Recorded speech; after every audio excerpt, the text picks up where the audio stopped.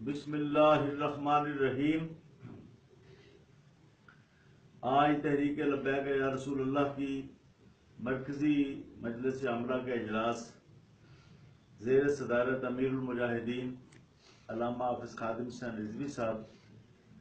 مسجد رحمت للعالمین لاہور میں منعقد ہوا ہے، جس میں اس امر پر سخت تشویش کا اظہار کیا گیا ہے کہ 27 نومبر کو جو حکومت پاکستان اور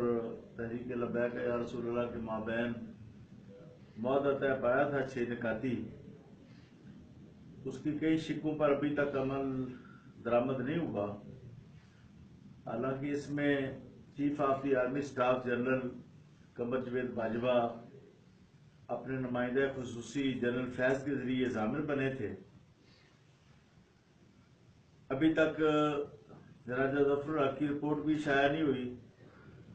جس کی تاریخ گزر چکی ہے جو وعدہ کیا گیا تھا۔ ابھی تک شہداء کے کون ذمہ داران ہیں شہید کرنے کے اور ان کے خلاف کارروائی کرنے کے لیے جو تحقیقاتی بورڈ بننا تھا وہ بھی ابھی تک نہیں بنا، اور حکومت پنجاب کے ساتھ جو باتیں طے پائی تھیں بہت سی باتوں میں ابھی تک لیت العال سے کام ترخایا جا رہا ہے، بلکہ لیت العال سے کام لیا جا رہا ہے۔ لہذا مجلس عاملہ نے یہ وارننگ دی ہے کہ اگر چند دنوں میں یہ باتیں پوری نہ ہوئیں معاہدہ کی، تو پھر تحریک لبیک یا رسول اللہ اور پاکستان کے تمام عاشقان رسول سڑکوں پر نکلنے میں حق بجانب ہوں گے۔ اس کے ساتھ ہی 8 شہداء ہوئے وہ دھرنا میں، جن میں 6 راولپنڈی کے تھے، 1 منڈی بہاودیر کے تھے اور 1 پنڈی بٹیاں کے تھے۔ الحمدللہ تحریک لبیک یا رسول اللہ کے مرکزی امیر اور ان کے نمائندگان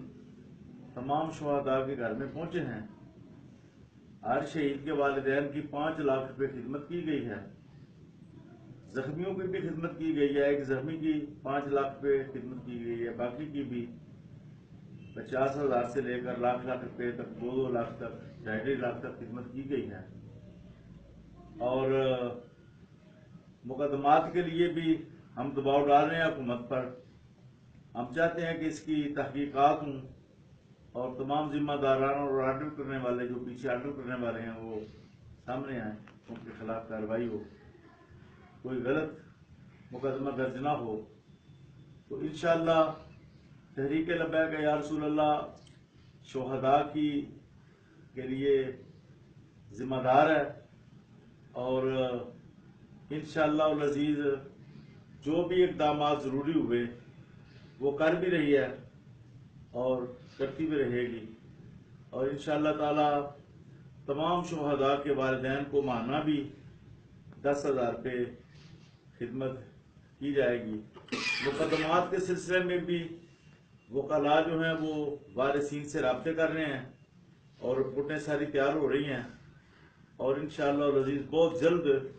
یہ مقدمات کے سلسلے میں بھی اقدامات شروع ہو جائیں گے۔